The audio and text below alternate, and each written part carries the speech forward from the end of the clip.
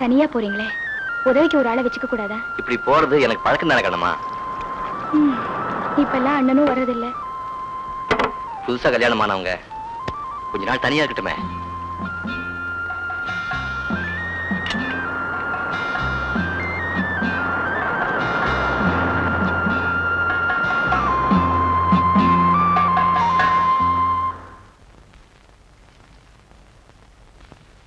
என்னது 140 ரூபா தான் இருக்கு? நீரோட்ட மேக்கால் இருந்தது, அதனால நிறைய மீன் கிடைக்கல. இன்னைக்கு போனவங்களே நமக்கு தான் இவ்வளவு, மற்றவங்களுக்கு 40-50 கூட தேரல. கொஞ்ச நாளா நான் வராம இருந்ததுல இருந்தே பணம் குறைஞ்சுக்கிட்டே வருது. 500-700 கிடைச்சது போய் இப்போ 200-100 ஆயிடுச்சு. எதுவும் உடையவன் பார்க்கலைன்னா ஒரு முழம் கட்டதான்.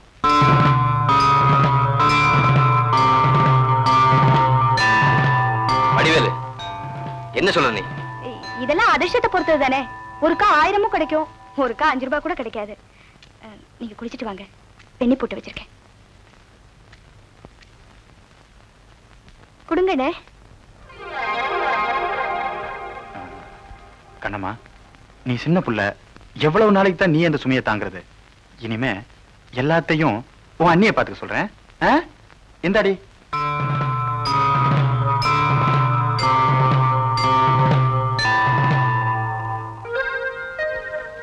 அண்ணி, இதுவரையில அண்ணன் தந்த பணம் இந்த வீடு வாங்குறதுக்காக உங்க அப்பா கிட்ட கொடுத்தது போக இனிமே கொடுக்க வேண்டியது மத்த கணக்கு எல்லாமே இதுல இருக்கு.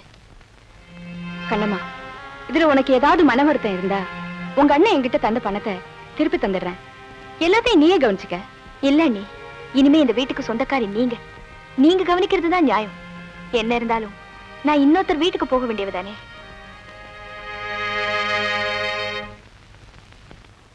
சிங்காரம், அரே வாங்க மாமா, உட்காருங்க. சிங்கப்பூர்ல இருந்து எப்போ வந்தீங்க? காலையில தான் பிளைட்ல வந்தேன். பையனுக்கு உடம்பு சரியில்லைன்னு கேள்விப்பட்டேன். என்னாச்சு? 2 மாசத்துக்கு முன்னால திடீர்னு விஷக்காய்ச்சல்னு படுத்தான். 1 வாரம் 10 நாள்ல காய்ச்சல் என்னமோ குணமாயிடுச்சு. ஆனா இது ஏதோ மூளை சம்பந்தப்பட்ட வியாதியா, மூளையை ரொம்ப கடுமையா பாதிச்சிருக்கு. அதனால எழுந்திருக்க முடியல, நடமாட முடியல, பேச முடியல மாமா. இவ்வளவு இருக்கும்போது இங்கேயே வச்சுக்கிட்டு இருக்க, பேசாம மெட்ராஸ் கூட்டு போக வேண்டியதானே? அங்கேயும் கொண்டு போய் பெரிய பெரிய டாக்டருங்க கிட்ட எல்லாம் காமிச்சிட்டேன். காலப்போக்கில் தான் குணமாகும்னு சொல்றாங்க. ஏதாவது கிரக கோளாறா இருக்கும். ஆமா, பையன் இப்ப எங்க இருக்கான்? மாடியில தான் இருக்கான். வாங்க போய் பார்க்கலாம். ரவி, ரவி, யார் வந்திருக்காங்கன்னு பாருப்பா. ரவி, கவலைப்படாத ரவி, எல்லாம் சரியாயிடும். சின்ன வயசுல எப்படி துருதுருன்னு இருப்பான், இப்படி அடிச்சு போட்ட மாதிரி கிடக்குறானே. வாங்க டாக்டர், உட்காருங்க. நான் சொல்லல, நியூராலஜி ஸ்பெஷலிஸ்ட் டாக்டர் பாபு, ஜமீன்தார் சிங்காரம்பிள்ளை. ஹலோ, வணக்கம். வணக்கம்.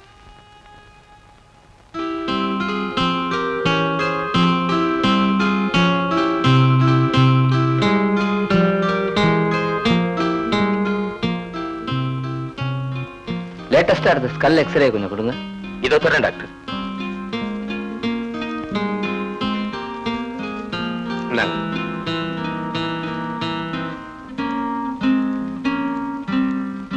இங்கதான் பாதிச்சிருக்கு, கியூர் பண்ணிடலாம். We shall discuss later. Doctor, நீங்க என்ன நினைக்கிறீங்க? No hope. 3 மாசத்துக்கு மேல தாங்காதுன்னு நினைக்கிறேன். எனக்கும் அப்படித்தான் படுது. ஆபரேஷன் பண்ணாலும் கஷ்டம், கண்ணு கெட்டு போகலாம், கை கால் விளங்காம போகலாம். அப்போ உயிருக்கு நாம உறுதி சொல்ல முடியும்.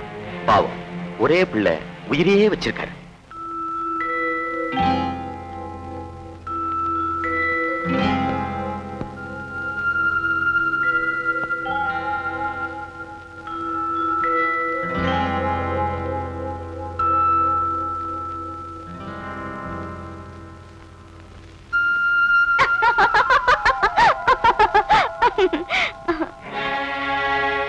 கண்ணம்மாவை நான் நேரடியா கல்யாணம் பண்ணிக்கிறதுக்கு வாய்ப்பே இல்லை. அவளும் அவ அண்ணனும் நிச்சயமா இதுக்கு சம்மதிக்க மாட்டாங்க. அவளை அந்த முத்து கல்யாணம் பண்ணிக்கிட்டு போக விடவே கூடாது. இந்த சந்தர்ப்பத்தை பயன்படுத்திக்கிட்டா எப்படி? முதலாளி மகனுக்கு கண்ணம்மாவை கட்டி வச்சுட்டா முடியுமா? ஏன் முடியாது? சீமா வீட்டு மாப்பிள்ளையா தேடுற வடிவேலு இதுக்கு நிச்சயம் சம்மதிப்பான். எனக்கு கிடைக்காத கண்ணம்மா, என் மனசு நோக வச்ச கண்ணம்மா என்ன போலவே வேதனைப்படணும். இதுல இன்னொரு வழி கூட இருக்கு. 2-3 மாசத்துல ரவி சாக போறான். எதிர்காலமே பாலைவனமா போச்சுன்னு கண்ணம்மா தனிமைப்படும் போது அவளை அடையிற அதிர்ஷ்டம் கூட எனக்கு கிடைக்கலாம். அடச்சி, இப்படி நினைக்க உனக்கு வெக்கமா இல்ல? ஏன், என்ன தப்பு? பழம் கை கேட்டல. ரவிய நான் ஒரு துரட்டியா உபயோகிக்க நினைக்கிறேன். துரட்டி பழத்தை எச்சல்படுத்த முடியாதே.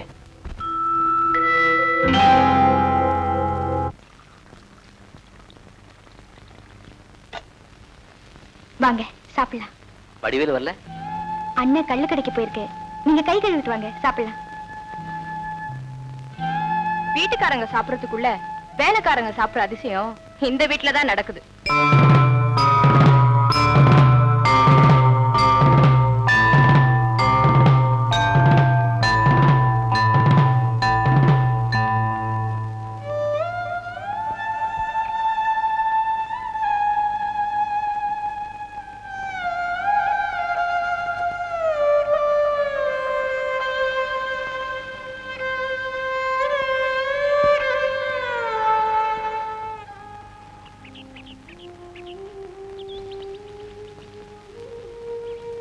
இந்தாயா, எழுந்திரு சாப்பிடலாம். வேண்டாம் லட்சுமி, எனக்கு பசி இல்லை. போட்டு விடு, உன் அருமை தெரியாம பேசிட்டா. அவன் மேலேயும் தப்பு சொல்ல முடியாது லட்சுமி. தான் புருஷன் சாப்பிடறதுக்கு முன்னாடி மத்தவங்க சாப்பிடுறாங்களேன்னு ஒரு பொண்டாட்டி வருத்தப்படுறது என்ன தப்பு? இந்த பாரு, சும்மா வேதாந்தி மாதிரி பேசிட்டு இருக்காம நான் சொல்றத கேளு. என்கிட்ட கொஞ்சம் பணம் இருக்கே, ஒரு கட்டு மரமும் வலையும் வாடகைக்கு எடுத்துக்க. தனியா தொழில் செய். நீ எங்க வீட்டுல இருந்துக்க. இல்ல லட்சுமி, அது போட்டி மாதிரி ஆயிடும். இடையில வந்த இந்த பந்தமும் பாசமும் இப்ப எனக்கு சுமையா போயிடுச்சு. இந்த சுமையில ஒரு ஆனந்தமும் இருக்கு, என முடியாத ஒரு சோகமும் இருக்கு. பட்டும் படாம தாமரையில தண்ணி மாதிரி இருக்கிறத விட நமக்குன்னு உரிமையா ஒரு சொந்தத்தை ஏற்படுத்திக்கிட்டா நிம்மதியா இருக்கும் இல்லையா? அதுக்குதான் ஒரு நல்ல வேலை எதிர்பார்த்துட்டு இருக்கேன். நம்ம யாருக்கும் கெடுதல் நினைக்கல, அதனால நமக்கு ஒரு குறை வராது லட்சுமி.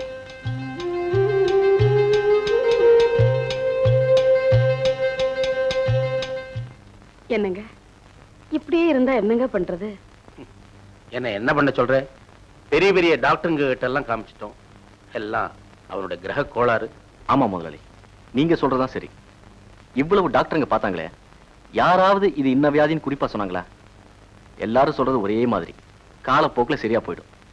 அவங்களுக்கே அது சரியா தெரியல முதலாளி. அது அப்படி இல்லை, மூல நரம்புகள் பாதிக்கப்பட்டாலே அது கிரிட்டிக்கல் ஸ்டேஜ் தான். எனக்கு தெரிஞ்ச நாடி ஜோசியர் ஒருத்தர் இருக்காரு, அவர்கிட்ட போய் கேட்போம். எதிர்காலத்துல என்ன நடக்கும், எப்படி நடக்கும்னு எல்லாம் விவரமா சொல்லிடுவாரு.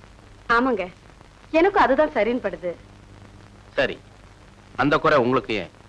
அதையும் போய் பார்த்துட்டு வந்துருவோம்.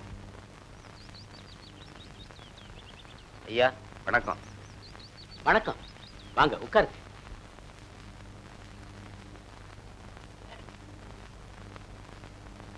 ஐயா, ஊருக்கு பெரியவரான உங்களுடைய ஏட்டை முன்னாடியே எடுத்து படிச்சு பார்த்தேன். நானே உங்களை நேர்ல வந்து சந்திக்கணும்னு நினைச்சேன். அப்படியா? ஏடு என்னங்க சொல்லிச்சு? முதலாளி, நீங்க ஒண்ணு சொல்லணும், அவரே ஏடு பிடிச்சு சொல்லட்டும். பூர்வ ஜென்ம வினை காரணமாக தங்களுக்கு ஒரு மகன் பிறப்பான் என்றும், அவன் தீராத நோயால் பீடிக்கப்பட்டு மீளாத சோகத்தை தங்களுக்கு தருவான் என்றும், அந்த நேரத்தில் நீங்கள் இங்கே வருவீர்கள் என்றும் ஏடுதான் கூறிவிட்டதே. அப்படியா? என் மகன் பழிச்சுக்குவானா? நிச்சயமாக. ஜாதி மத பேதமின்றி நற்குடும்பத்து குணவதியை மனம் செய்வித்தால், அவளது தாலி பாக்கியத்தால் உங்கள் மகன் பூரண குணமடைவதோடு 3 மாத காலத்தில் உற்சாகமாக வாழ்க்கை தொடங்கிடுவார். நிஜமா தான் சொல்றீங்களா? ஆமா. யோசிர, என் மகன் இந்த நிலையில இருக்கிறப்ப அவனுக்கு யாருங்க பெண் கொடுக்க முன் வருவாங்க? அந்த கவலையே உங்களுக்கு வேண்டாம். வாரா வாரம் சிவன் கோவிலுக்கு சென்று சிவனை வழிபடுங்கள். அவன் சன்னிதானத்திலேயே உங்களுக்கு மருமகளாக வரப்போகும் பெண்ணை காட்டுவார். அந்த பெண்ணை பார்த்த மறுவாரமே திருமணமும் கூடி வரும்.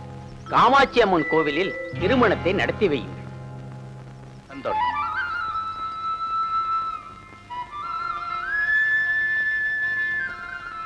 இந்தாங்க. நன்றி.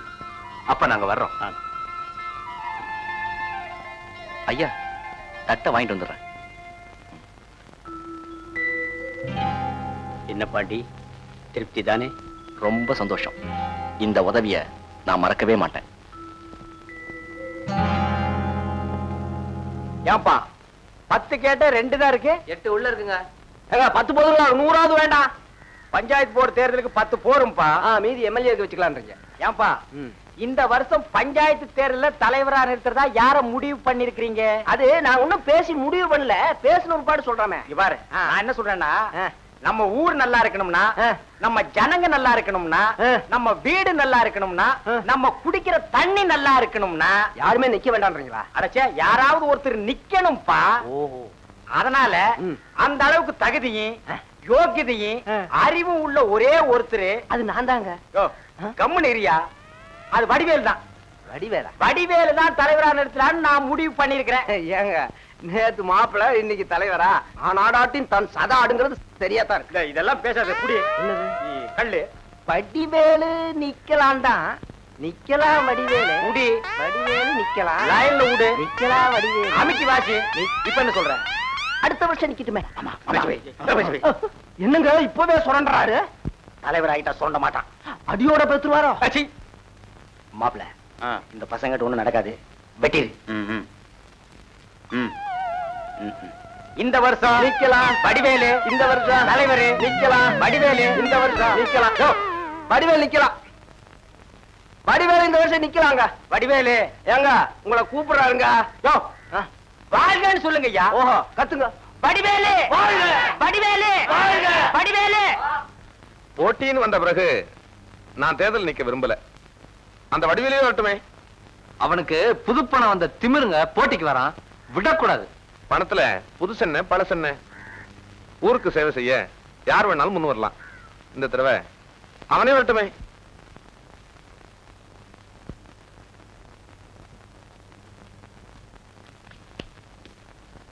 இங்க பாருங்க, உங்க தங்கச்சிக்கு சீக்கிரமா ஒரு மாப்பிள்ளை பாருங்க. வயசு பொண்ணையும் வீட்டுல வச்சுட்டு அந்த முத்தியாவையும் இங்கேயே இருக்க வச்சிருக்கீங்க. ஏதாவது எசகு பிசகு ஆயிடுச்சுன்னா? சீச்சி, சும்மா ரெடி. முத்தியாவை பத்தி உனக்கு என்ன தெரியும்? அவன் தங்கமான பையன். என் தங்கச்சியும் நெருப்பு மாதிரிடி. அவளுக்கு எப்பேற்பட்ட மாப்பிள்ளை பிடிக்கிறேன் பாரு.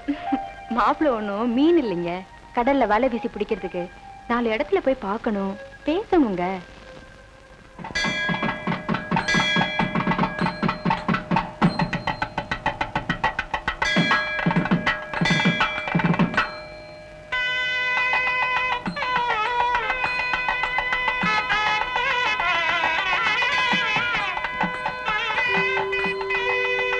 அவன் சன்னிதானத்திலேயே உங்களுக்கு மருமகளாக வரப்போகும் பெண்ணை காட்டுவான்.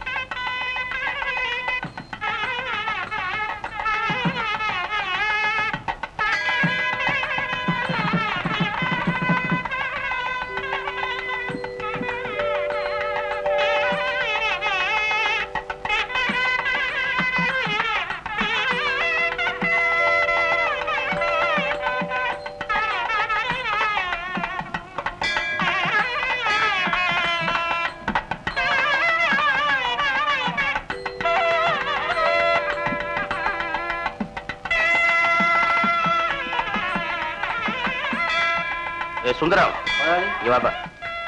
இந்த வளர்த்தியா மஞ்சள் பிளவுஸ் போட்டுட்டு போகுதே ஒரு பொண்ணு, அது யாரு என்னன்னு நல்லா விசாரிச்சு கொஞ்சம் வீட்டுல வந்து சொல்லிட்டு போறியா? சரிங்க முதலாளி.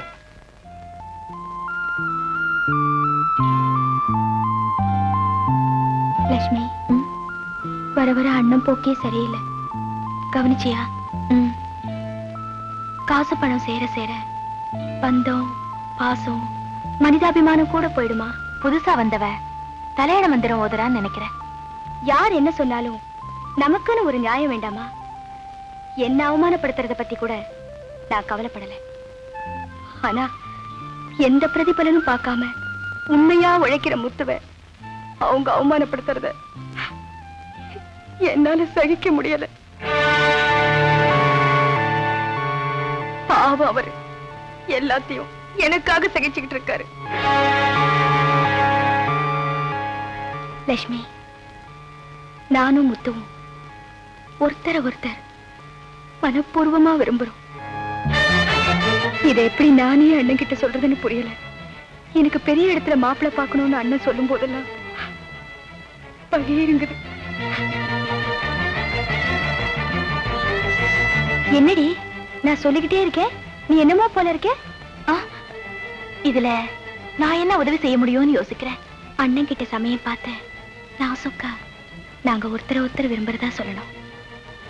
சொல்றேன், நானே சொல்றேன் கண்ணம்மா, உன் கல்யாணம் நிச்சயமா நடக்கும். என்னடி கண் கலங்குற?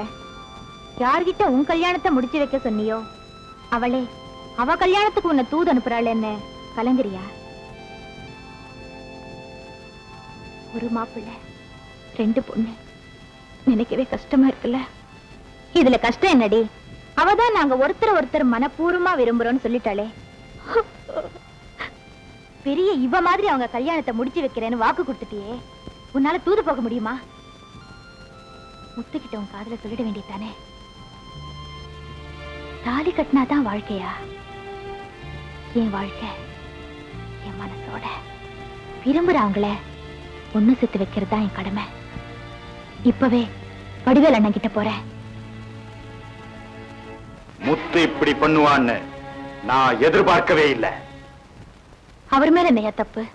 2 பேருமே உயிருக்கு உயிரா பழகுறாங்க. பேசாம அவங்களுக்கு கல்யாணம் பண்ணி வச்சிடியா? என்ன பண்றதுன்னு எனக்கு தெரியும். நான் போய் வாழணும் வாங்கிட்டு வந்துடுறேன். நெல்லு, உங்ககிட்ட முக்கியமான விஷயம் பேசணும். முத்து, இனிமே நம்ம வேலை எதுவுமே நீ செய்ய வேண்டாம். உனக்கு எது இஷ்டமோ அப்படியே பண்ணிக்க. வடிவேலு, என் உயிரை காப்பாத்துனதுக்காக உனக்கு மரியாதை கொடுத்தேன், சோறு கொடுத்தேன், துணி கொடுத்தேன், இடம் கொடுத்தேன். ஆனா என் தங்கச்சியை கொடுக்க முடியாது. அதனால இப்ப நீ உன் வழியை பார்த்துக்கிட்டு போகலாம்.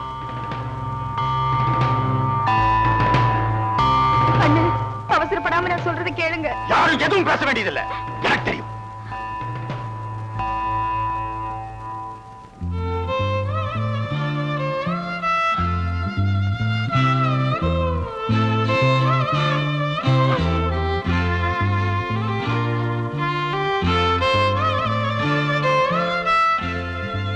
போறம்பா, நீ எனக்கு சோறு கொடுப்ப, துணி கொடுப்பேன்னு உங்ககிட்ட நான் வேலை கட்டு வரல.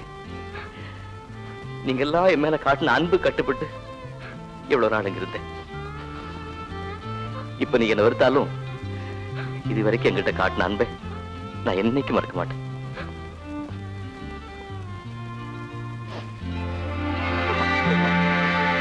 போறேன்.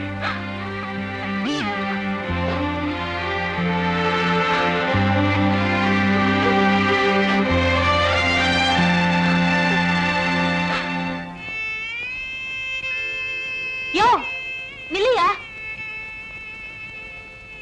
என்ன லட்சுமி, எங்கயா போற? எங்கேயோ. எனக்கு யாரு இருக்கா? என்னையா அதுக்குள்ள எங்களை எல்லாம் வெறுத்துடுச்சா? உங்க யாரையும் என்னால மறக்க முடியாது லட்சுமி. இந்த அநாத கிட்ட நீங்க காட்டின பாசமும் பரிவும் எப்பவும் என் நெஞ்சில இருக்கும். அப்பாடா, அது வரைக்கும் சந்தோஷம்தான். இந்தயா பொழுது சாய நம்ம காளியம்மன் கோயிலுக்கு பின்னால தென்னந்தோப்புல காத்துரு. ஒரு நல்ல செய்தியோட நான் வரேன்.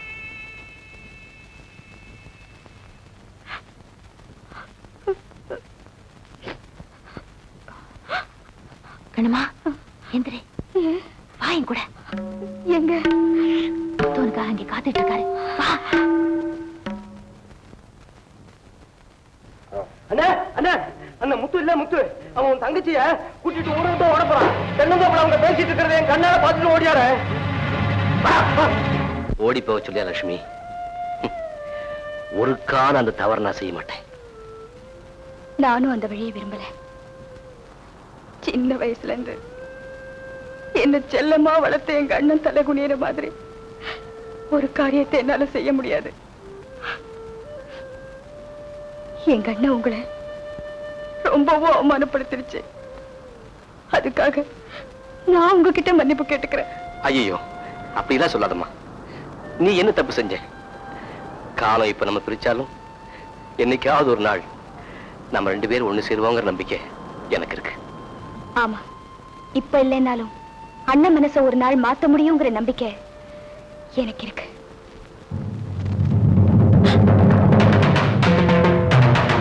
ஐயோ, வடிவேல ஒரு கூட்டத்தை கூட்டிட்டு வருது. எடகுடமா ஏதாவது நடந்துடும். முத்து ஓடிடு. நாங்க என்ன தவறு செஞ்சோம்? எதுக்காக ஓடணும்? இவனை சும்மா விடக்கூடாது வடிவேலு.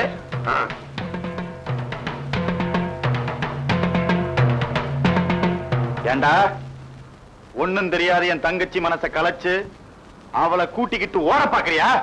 நன்றி கட்ட நாய. வடிவேலு, நான் கருகி பேச. அண்ணே வேண்டாண்ணே, வேண்டாம். உன்கிட்ட என்னடா பேச்சு? ஏண்டே, உன்னை எவ்வளவு பிரியமா வளர்த்த, உனக்கு இவ்வளவு துணிச்சல் வரும் நான் நினைக்கவே இல்லை. ஏன் புள்ள, இதுக்கெல்லாம் நீ தான் தூதா? அண்ணே, விஷயம் புரியாம பேச. வீட்டுக்கு வா பேசிக்கலாம்.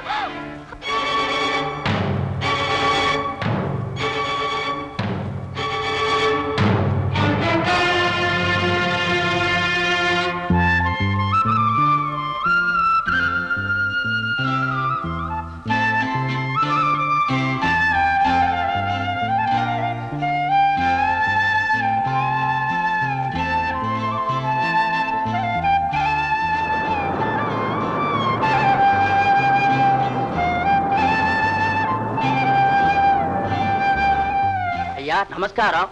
நமஸ்காரம். யாருங்க? நான் கிள்ளியூர் சிங்காரமுள்ள காரியஸ்த. வாங்க வாங்க உட்காருங்க. சரசு, காப்பி கொண்டா. சரிங்க. என்ன விஷயம்? உங்களுக்கு அதிர்ஷ்டம் வீடு தேடி வந்திருக்கு. புரியலைங்களே. உங்க தங்கச்சிய நம்ம முதலாளியும் முதலாளி அம்மாவும் சுசீந்திர கோயில்ல பார்த்தாங்க. அவங்க மகனுக்கு உங்க தங்கச்சியை கட்டி வைக்க பிரியப்படுறாங்க. செலவை பத்தி நீங்க ஒண்ணும் கவலைப்பட வேண்டாம், எல்லாம் அவங்களே பாத்துக்குவாங்க. நெசமா தான் சொல்றீங்களா? ஆமாங்க, அவர் பெரிய பக்தர் இல்லைங்களா? அன்னைக்கு கோவிலுக்கு வந்துட்டு போனதும் தெய்வமே நேர்ல வந்து இவதான் உங்க வீட்டு மருமகன்னு சொன்ன மாதிரி இருந்துச்சாம். அதான் ஜாதி அந்தஸ்து எதையும் பார்க்காம பொண்ணு கேட்டு அனுப்பியிருக்காங்க. எல்லாம் அந்த ஆண்டவன் கிருபைதாங்க. ஏன் தங்கச்சி அதிர்ஷ்டக்காரின்னு எனக்கு அப்பவே தெரியுங்க. எல்லாம் ஐயா இஷ்டம் போல நடத்திட்டோம். ஏதோ என்னால என் சக்திக்கு. அதுதான் முன்னாடியே சொல்லிட்டேன், எல்லாத்தையும் அவங்க பாத்துக்குவாங்க. நீங்க ஒண்ணும் கவலைப்பட வேண்டாம். இப்பவே என் கூட வாங்க, கல்யாணத்துக்கு நாள் பார்த்துட்டு உடனே திரும்பிடலாம். இதோ அதை விட்டா எனக்கு வேற வேலை என்னங்க? சரசு, சட்டை எடு.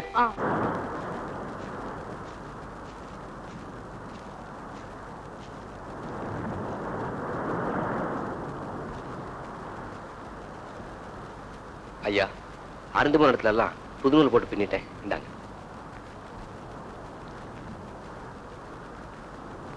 முத்து, நீ நல்ல வேலைக்காரன். இப்படி தினக்குறைக்கு அங்கங்க அலைறத விட நிரந்தரமா என்கிட்ட இருந்துறேன். வேண்டாம் ஐயா, கொஞ்ச காலம் ஒரு இடத்துல தங்கினதுக்கே என் நிம்மதி எல்லாம் போயிடுச்சு. அந்த சுமையே எனக்கு போதும். நிரந்தரம் இல்லாத இந்த உலகத்துல நிரந்தரமா வாழ ஆசைப்படுற எவனுக்குமே நிம்மதி இருக்காது. நான் வரேன்.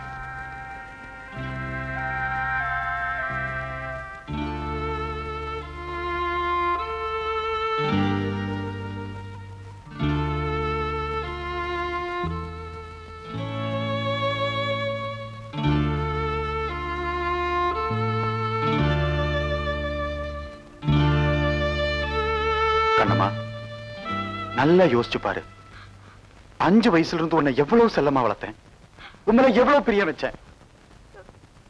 ஏன் சின்ன வயசுலயே அப்பா அம்மா விழுந்த நீ அந்த சோகம் தெரியாம இருக்கணுங்கிறதுக்காக தான் உனக்கு பெரிய இடத்துல மாப்பிள்ளை பார்க்கணும்னு நினைச்சேன். ஆனா நான் நினைச்சதுக்கு 1000 மடங்கு மேல ஒரு பெரிய இடம் உனக்கு வந்து வாச்சிருக்கு. நானும் வாக்கு கொடுத்து வந்துட்டேம்மா. எல்லாம் உன் நல்லதுக்கு தான். மனச போட்டு குழப்பிக்காம நான் சொல்றத கேளுமா. இல்ல அந்த கூலிக்கார போயிட்டா உனக்கு வேணும்னா இப்ப போ. ஆனா போறதுக்கு முன்னாடி உன் கையால எனக்கு கொஞ்சம் அரளி விதை அரைச்சு கொடுத்துட்டு போ.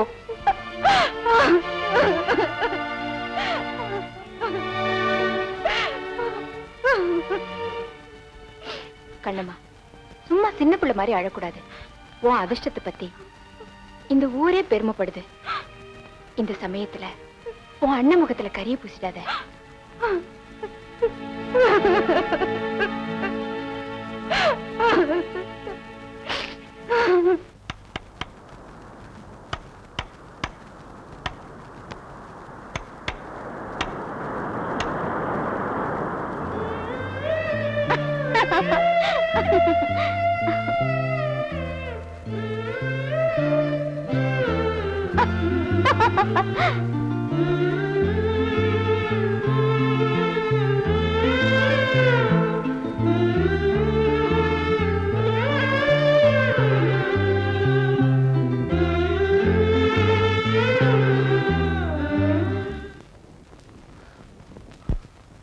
ரவி,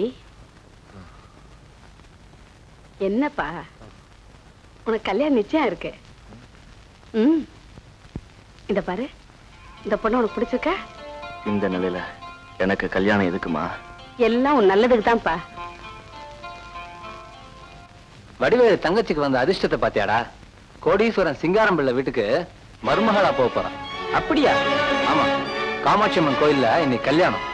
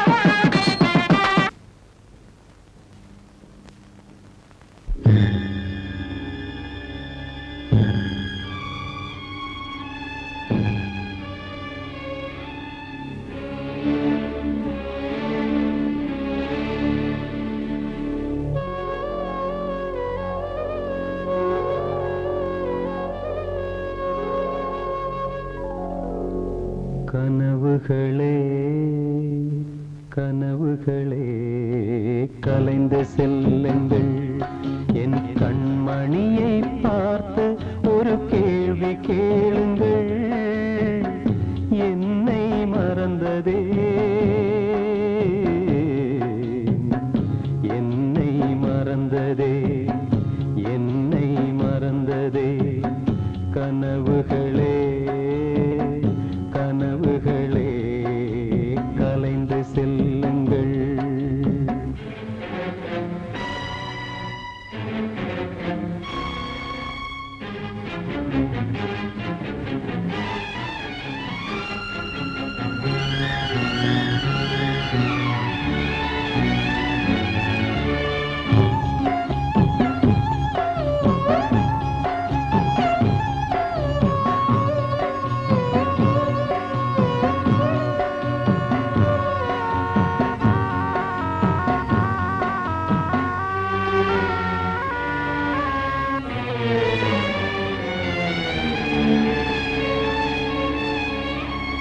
உறவே பிரிவாகி வழி மாறும் போது உலகில் எனக்கென்று ஒரு சொந்தம் ஏது?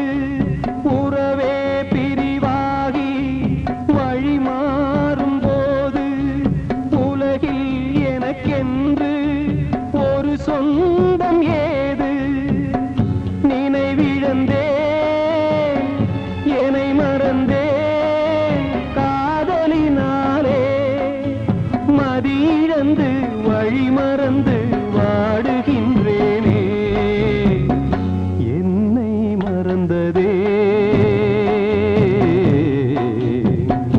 என்னை மறந்ததே, என்னை மறந்ததே.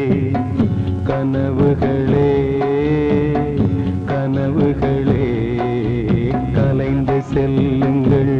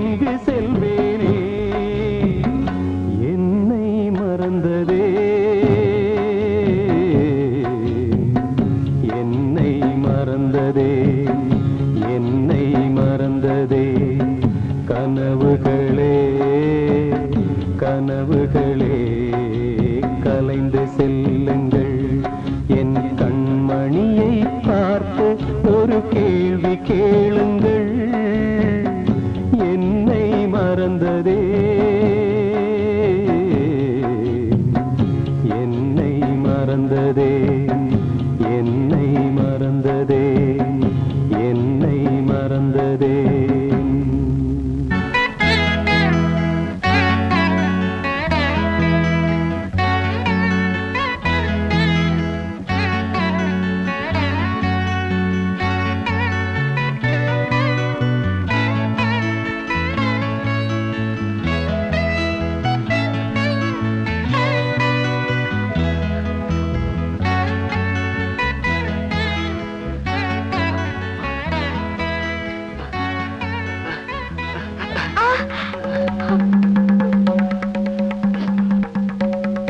கண்ணுமா என்ன மன்னிச்சிடுங்க.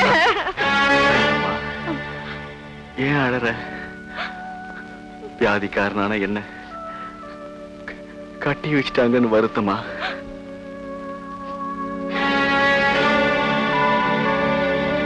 எனக்கு சீக்கிரமே குணமாயிடுன்னு டாக்டர் சொல்லியிருக்காரு. நீ பயப்படாத.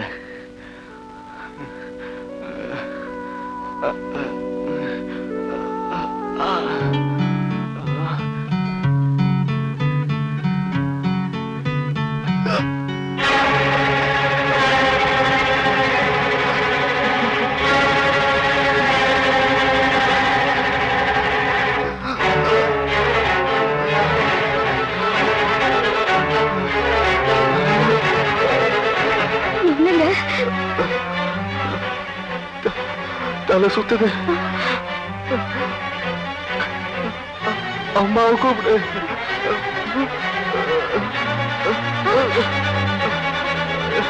டாக்டரை வர சொல்லு. டாக்டரை வர சொல்லு. டாக்டர், ரவிக்கு ஒண்ணும் சீரியஸ் இல்லையே. பேச்சு மூச்சு இல்லாம கிடக்குறானே டாக்டர். சிங்காரம் இல்ல, விவரம் தெரிஞ்ச நீங்களே இவ்வளவு பெரிய தப்பு செய்வீங்கன்னு நான் நினைக்கவே இல்லை. டாக்டர், நான் ஜோதிடம் பார்த்துத்தான். அப்ப நீங்க என்ன கூப்பிட்டுருக்கவே வேண்டாம்.